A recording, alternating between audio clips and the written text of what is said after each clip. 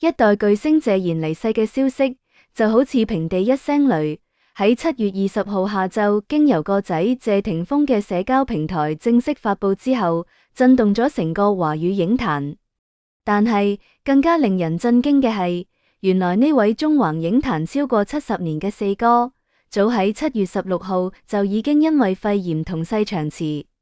家人遵從佢生前低調處理後事嘅遺願，唔單止對外界封鎖消息，仲喺短短幾日之內，喺7月20號朝早以佢本名謝家玉喺香港粉嶺和合石火葬場舉行咗火葬儀式。由離世到化煙，前前後後唔過4日，喪儀一切從簡，唔設靈堂，唔辦公祭，一代巨星就咁瀟灑咁告別咗紅塵。消息嚟得實在太突然。莫講話普通市民，就連同謝賢關係匪淺嘅親密朋友，都係喺後事搞掂晒，傳媒鋪天蓋地報道之後，先知呢個噩耗。其中反應最激烈，亦都最令人心碎嘅，莫過於謝賢嘅第一任前妻，一代玉女甄珍。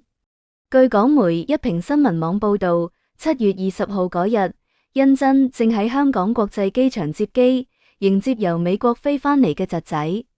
就喺等緊嘅時候，佢由衝埋嚟嘅記者口中得知咗謝賢離世嘅震撼消息。據現場知情人士透露，甄珍當場情緒崩潰，喊到淚如雨下，把聲都喊到沙埋，久久都未能平復。本報記者之後輾轉聯絡到甄珍，佢喺電話入面把聲低沉而沙啞，顯然仲未由巨大嘅悲痛之中回過神嚟。佢哽咽咁話：呢一切實在令人難以置信，只能夠感慨人生就係咁，總係喺生離死別之中度過。回憶起同謝賢嘅種種往事，甄珍悲從中來，佢聲線顫抖咁讚賞謝賢：佢對我咁好，咁照顧我，又係我嘅初戀，我一輩子喺個心入面都會留個重要嘅位置俾佢，盼佢一路好走。呢句一輩子都會留個重要位置俾佢，講盡咗呢位年過70嘅影后心中嗰份經歷咗半個世紀風雨仍然無法磨滅嘅心情。謝賢同甄珍嘅緣分始於合作電影《緹縈》，當年嘅謝賢風流倜儻，係粵語片嘅首席小生，而甄珍就係紅透半邊天嘅台灣第一代玉女掌門人。兩人嘅戀情備受矚目，更喺1974年唔理女方家人反對，喺香港秘密註冊結婚。據悉，當時為咗保密，兩人甚至打算由婚姻註冊處嘅後門捐入去，點知香港法律規定註冊嗰陣一定要公開新人姓名，婚事就因為咁而曝光。因為決定得急，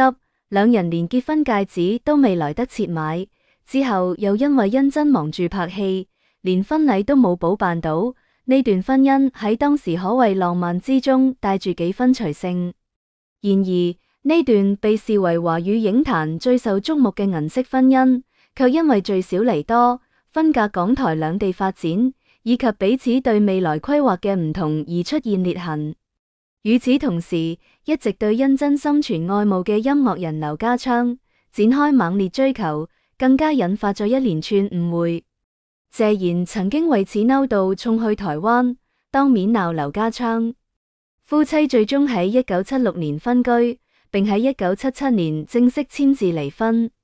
呢段婚姻只係維持咗短短3年。有指謝賢當年曾經坦言，簽字離婚之後，佢一個人揸車上山頂，喊到收唔到聲。而甄珍多年後亦喺訪問中透露，當年謝賢提出離婚，本來嘅意思係想逼佢返香港生活，點知自己一時賭氣回應嚟就嚟，結果竟然真係行咗去離婚呢條路。更加令人惋惜嘅係，簽字嗰日，兩人因為去錯註冊處嘅房，錯過咗最後一次好好傾偈嘅機會，成為甄珍心中多年嘅遺憾。離婚之後，謝賢同甄珍各自組織咗新家庭，多年嚟再冇聯絡。甄珍後來嫁咗俾劉家昌，謝賢就同狄波拉結婚，生咗謝霆鋒同謝婷婷。然而兜兜轉轉，兩人嘅婚姻最終都以離異收場。命運嘅齒輪喺2018年再次轉動，喺共同友人嘅撮合之下，呢對離異40幾年嘅怨侶終於冰釋前嫌。翌年2019年，甄珍喺台北舉辦重映55週年展覽，當時已經83歲高齡嘅謝賢唔顧舟車勞頓，專程飛去台灣為佢站台。兩人相隔40幾年再度同框，場面感動咗無數影迷。謝賢更喺眾人面前向甄珍深情告白：我到而家都仲愛緊你，我永遠愛你。面對呢個突如其來嘅告白，甄珍既怕羞又感動。佢曾經感性回應：如果人生可以重來，佢都係會嫁俾謝賢，而且可能唔會離婚。兩人更當場合唱咗一首《月亮代表我的心》，呢段世紀大和解成為咗華語娛樂圈嘅一段佳話。2019年嘅破冰之後，兩人雖然恢復咗聯絡，但畢竟年事已高，各有各嘅生活，往來並唔頻密。甄珍向本報透露，佢最後一次見到謝賢係喺2021年，當時佢點都諗唔到，嗰一面竟然成為咗永訣。事實上，謝賢晚年嘅健康狀況已經大不如前。據了解，佢晚年出入已經要依賴輪椅代步，仲需要拐杖輔助。